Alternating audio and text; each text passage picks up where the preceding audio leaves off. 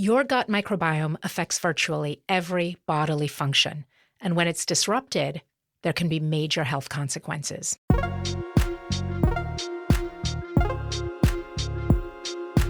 I'm Dr. Robynne Chutkan, gastroenterologist, microbiome expert, and author, and I am here to help you find gut bliss.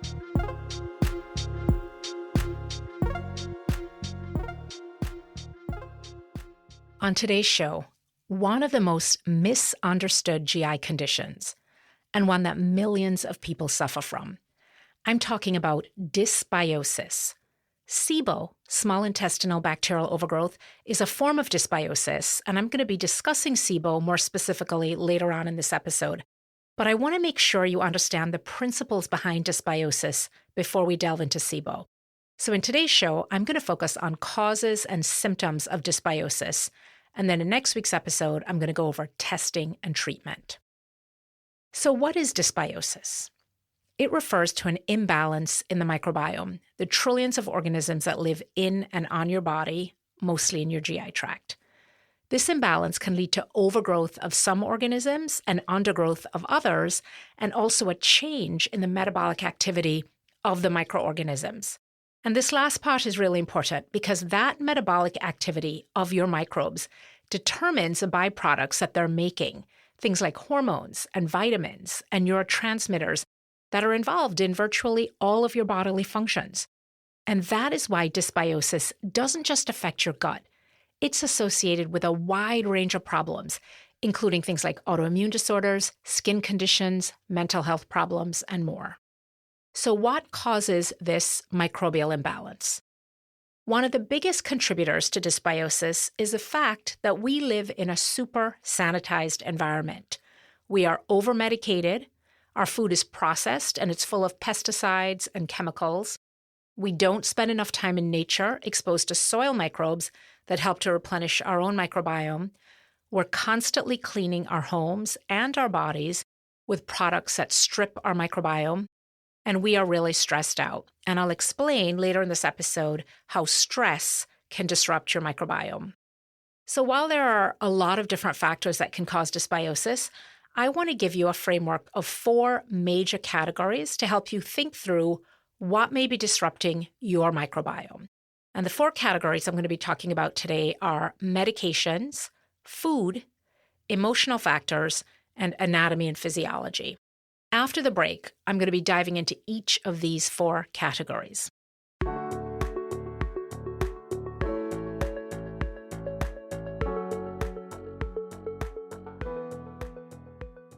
The Gut Bliss podcast is brought to you by Dysbiosis, my first and quite frankly, my only choice for a probiotic. Whether you're dealing with irritable bowel syndrome or just looking to restore your gut health, Dysbiosis can help. It's a medical food for the dietary management of IBS and gut inflammation, backed by science and clinically vetted by thousands of my own patients. Find your gut bliss with Dysbiosis. Go to dysbiosis.com/gutbliss and use discount code GUTBLISS at checkout. You may think of your medicine cabinet as a place to go for solutions, but when it comes to dysbiosis, it is often the source of the problem. So the first category I want to discuss is medications, and I'm going to go over the 4 biggest offenders. But I want you to keep in mind that this is by no means a complete list. Let's start with the most problematic, and that is antibiotics. Antibiotics prevent death from serious bacterial infection every day. That is a fact. But they are also tremendously overprescribed. Conservative estimates from the CDC suggest that as much as half of all antibiotic use is inappropriate and unnecessary. And the startling statistic is that just 5 days of a broad-spectrum antibiotic, like you would take for a sinus or urinary tract infection, can remove up to 1/3 of your gut bacteria. And the problem is that antibiotics don't just kill off pathogens. They also destroy a lot of the helpful species that play an important role in your overall health. And when you remove these essential microbes, you allow more problematic ones that are normally present in just low amounts to flourish and overgrow. And the result is dysbiosis. Most of us with a healthy gut can tolerate a course of antibiotics every couple years. But if you are averaging more than 2 rounds of broad-spectrum antibiotics a year, if you are taking longer courses of antibiotics for a month or longer, or if you are under 18 and your microbiome is still forming, any of those situations can lead to serious and sometimes lasting damage to the microbiome.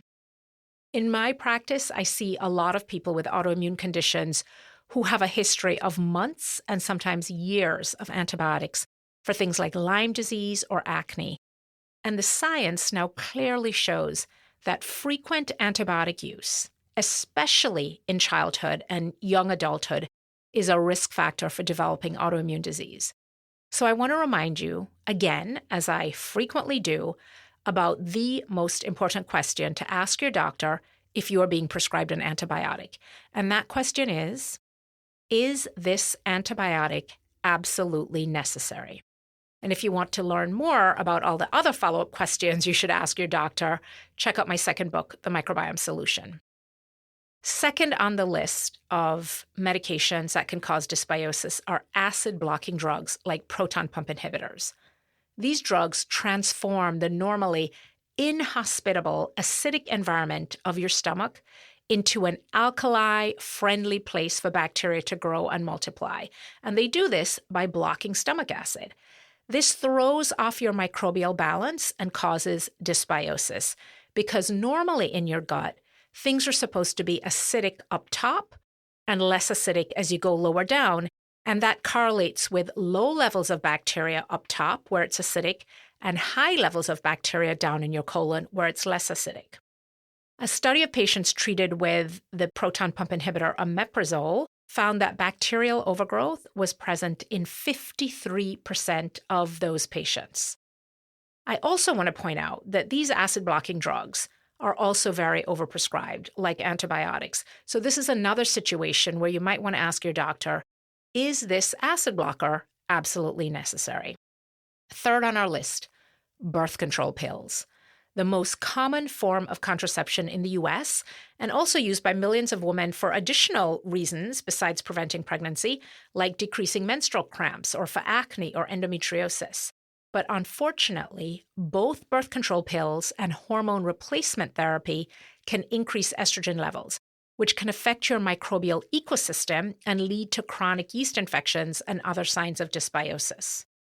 Now, I understand that giving up birth control pills or getting off hormone replacement therapy can be tricky because there are plenty of good reasons to take these medications. But if you are suffering from dysbiosis, it may be time to ask your doctor about a non-hormonal alternative. Number 4 on our list of medications are immunosuppressive drugs like prednisone, which is a type of steroid. And steroids are used for almost every form of inflammation. But because of their side effects and their ability to dampen your immune system, they are also a major source of dysbiosis. They suppress friendly bacteria and allow the proliferation of fungal species, which can create chronic dysbiosis. A weakened immune system also makes steroid users more prone to infection. When we come back, the 5 big food categories that could be disrupting your microbiome.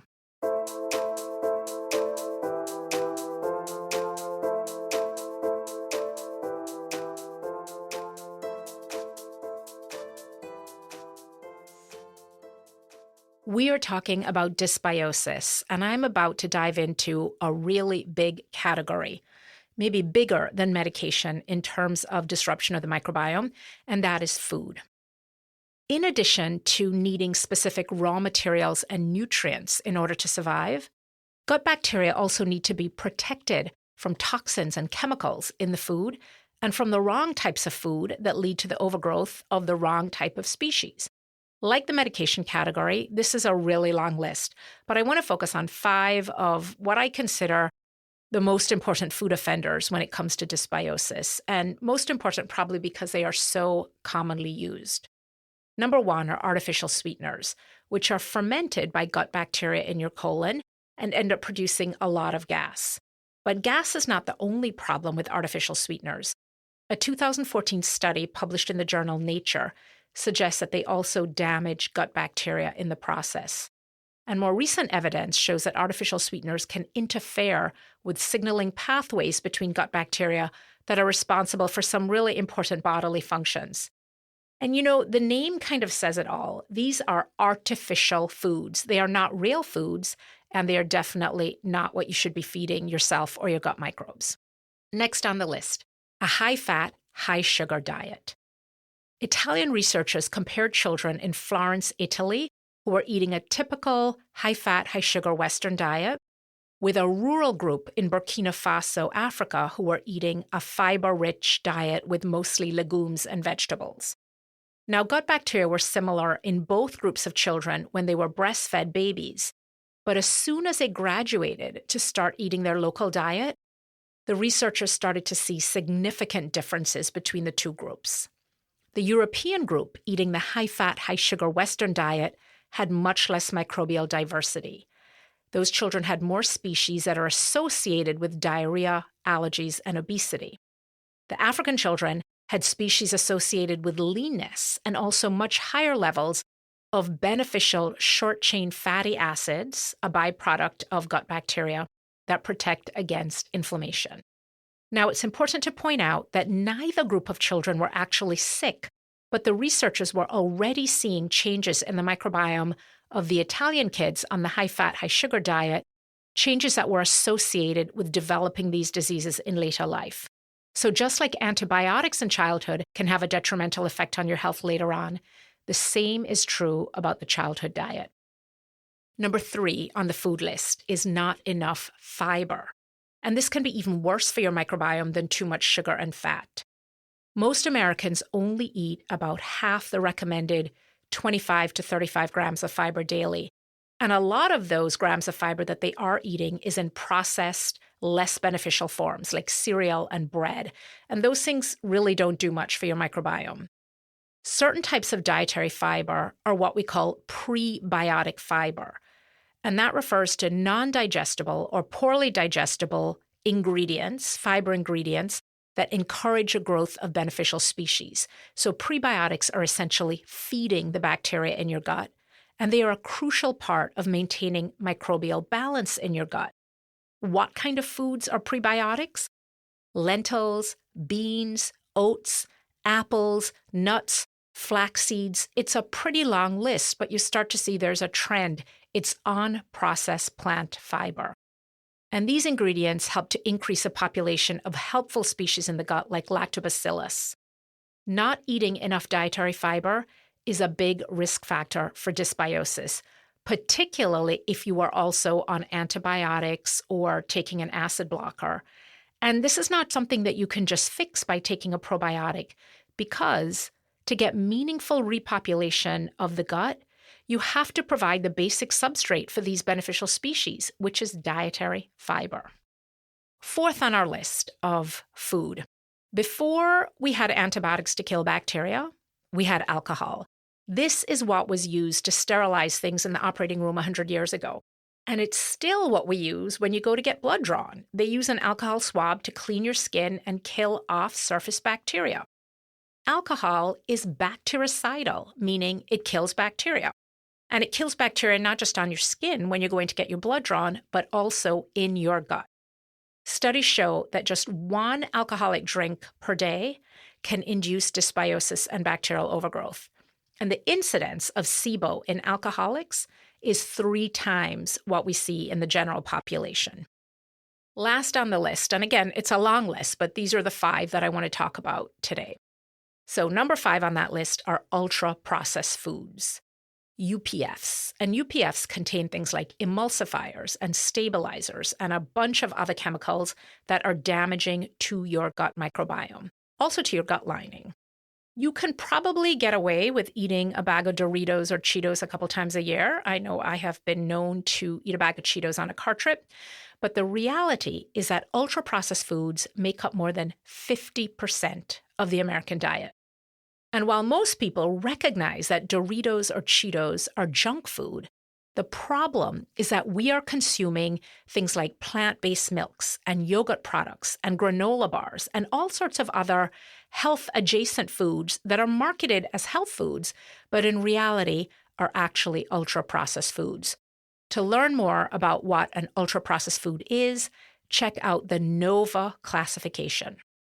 Okay, we've covered medication and food. And now I want to talk about emotional factors that can disrupt your microbiome. A study from Ohio State University showed that stress affects the composition, diversity, and amount of gut bacteria growing in your gut. And there have been several other studies that have shown that stress, by altering the mucus in your gut, can dramatically alter your microbiome. In addition, your adrenal glands churn out large amounts of substances called catecholamines, like adrenaline and dopamine, when you're stressed. And those catecholamines can increase levels of harmful gut bacteria 10,000-fold in less than 24 hours. These more pathogenic bacteria end up crowding out your beneficial species, and they lead to dysbiosis. In an experiment looking at the impact of academic stress on college students, beneficial lactic acid bacteria were measured, and they were found to be much lower during high-stress periods like exams, and much higher when the students were under less stress, like on vacation.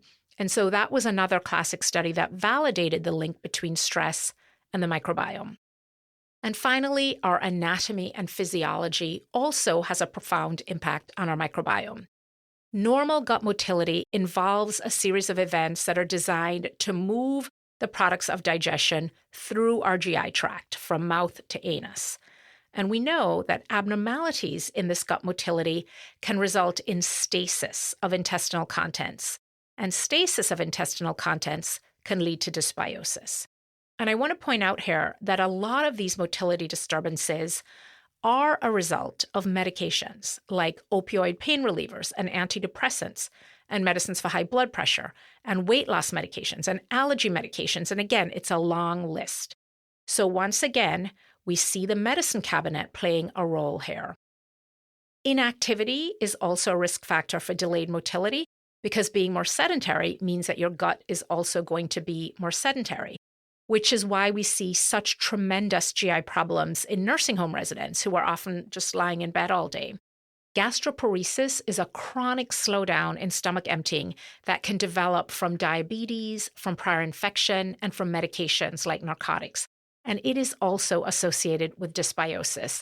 So we see there's a profound connection between how quickly the products of digestion are moving through your GI tract and whether or not you are developing dysbiosis. When we come back, symptoms of bacterial imbalance.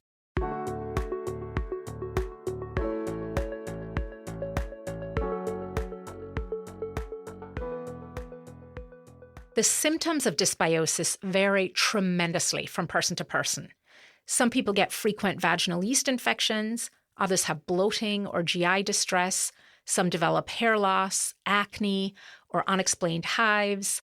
Extreme fatigue and just feeling off may be the only manifestation in some.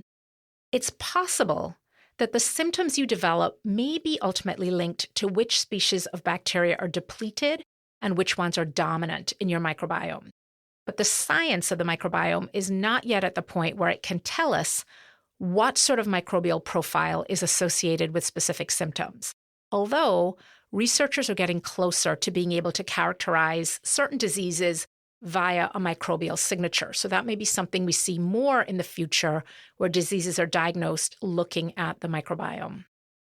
Dysbiosis is a contributing factor to autoimmune diseases like Crohn's disease, thyroiditis, lupus, MS, celiac disease, and many others. But while alterations in the microbiome play a role and rebalancing gut microbes frequently improves symptoms, I want you to keep in mind that dysbiosis is not the only cause of autoimmune diseases. It is but one factor in a series of complex factors that can end up causing an autoimmune disease. The list of manifestations of dysbiosis is long, it's vast, and it includes not just gut disorders and autoimmune diseases, but also things like food allergies, skin conditions like acne, rosacea, eczema, and even some forms of cancer. But I want to focus on 3 symptoms that are really common and that, in my experience, dysbiosis often plays a role. The first is food cravings. An article published in the October 2014 issue of the journal Bioessays called "Is Eating Behavior Manipulated by the Gastrointestinal Microbiota?" raise this provocative idea that our bacteria may be controlling our food choices in order to ensure their own survival. Now, we are often blaming food cravings on lack of willpower, but it turns out that our microbes might also be involved. And let me explain how that works. Studies have shown that people who have a lot of sugar-loving species in their gut often crave and eat more sweets. So what we think of as just a bad sweet tooth may actually represent specific communities of bacteria in our gut directing us to behave in a way that will ensure their survival. Gut bacteria are able to influence our food choices in a number of ways. They can release molecules that affect our brain, including hormones like serotonin that affect our mood and make us feel good after eating certain foods, particularly sugar. They can change our taste receptors so that particular flavors are more or less satisfying to our palate. And in my patients who have dysbiosis, strong sugar or carbohydrate cravings are almost always part of their symptom complex. And it's also one of the first symptoms to improve as our microbiome recovers. It also explains why people on a low-carb regimen often have reduced cravings for these sugary, starchy foods. And that reduced craving usually happens within a week or two of eliminating them from their diet. And it's because by reducing those foods, they're also reducing the species that thrive on those foods. And this is how the cravings end up being diminished. But of course, you have to be careful on a low-carb diet that you're not also reducing fiber, which is essential for creating a healthy microbiome. Bloating is another common symptom with dysbiosis.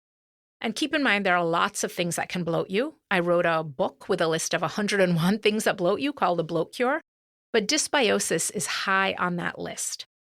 Microbial imbalance, dysbiosis, leads to overproduction of bloat-causing hydrogen and methane gases, along with abdominal discomfort, a change in bowel habits, gas, sometimes smelly, and often explosive bowel movements. And again, here we see a correlation between the type of microbes and the symptoms, because people who have more methane-predominant bacterial overgrowth tend to have more constipation. Now, this hasn't been proven in every study, but there have been several studies showing that trend. Weight gain is also a symptom that many people with dysbiosis struggle with. We can predict obesity with 90% accuracy just by examining your gut bacteria. And we can actually induce obesity in skinny mice by inoculating them with microbes from obese mice. And here's the thing. Studies show that overweight mice can actually extract more calories than their normal-sized pairs from the exact same meal. We see the same phenomena in humans. If your gut bacteria are out of whack, you may be packing on the pounds despite eating a diet that is identical to someone who is not gaining weight. When we view weight gain through the lens of dysbiosis, it helps to explain the skyrocketing rates of obesity that parallel the widespread use of antibiotics and the widespread consumption of ultra-processed foods.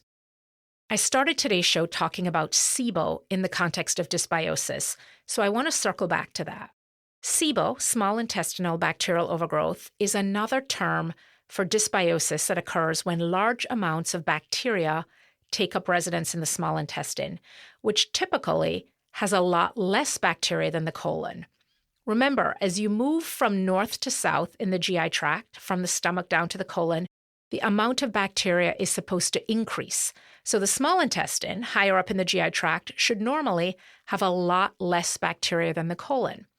And SIBO is defined as a bacterial population in the small intestine greater than about 100,000 organisms per ml.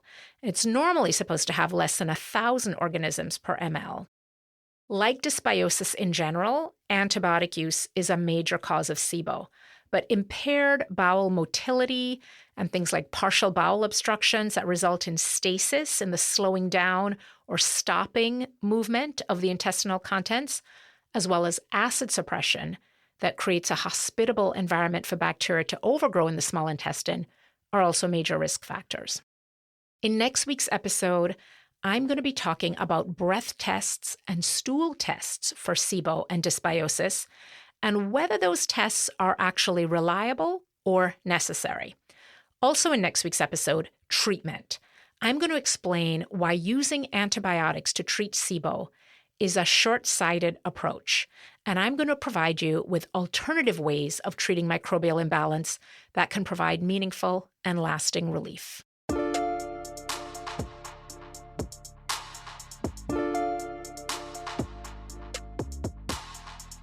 Before we go, I want to leave you with 3 takeaways about dysbiosis.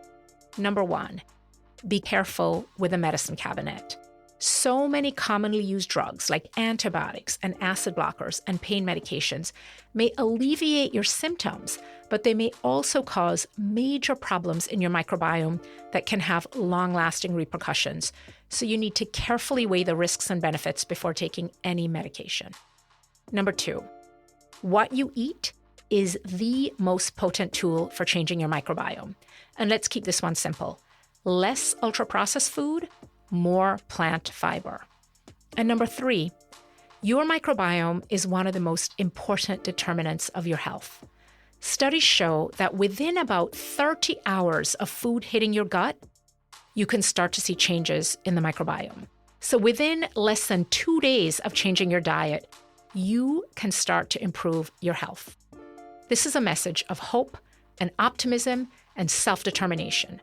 All of us, even those of us who struggle with chronic medical conditions and even genetic diseases, can improve our health by paying attention to the incredibly important ecosystem in our gut. So that's it for this week's edition of the Gutless Podcast on dysbiosis and SIBO, Part 1. Coming up next week, Part 2, diagnosing and treating dysbiosis.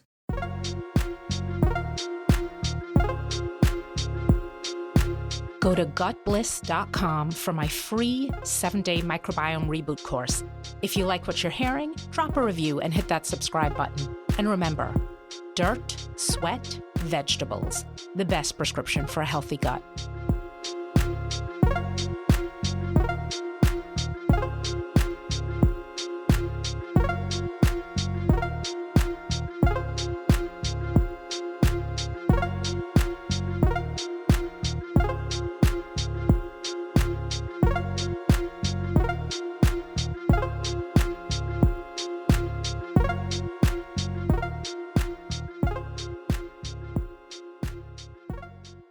The information presented in this show is not meant to be medical advice. Consult your doctor before making any decisions about your health.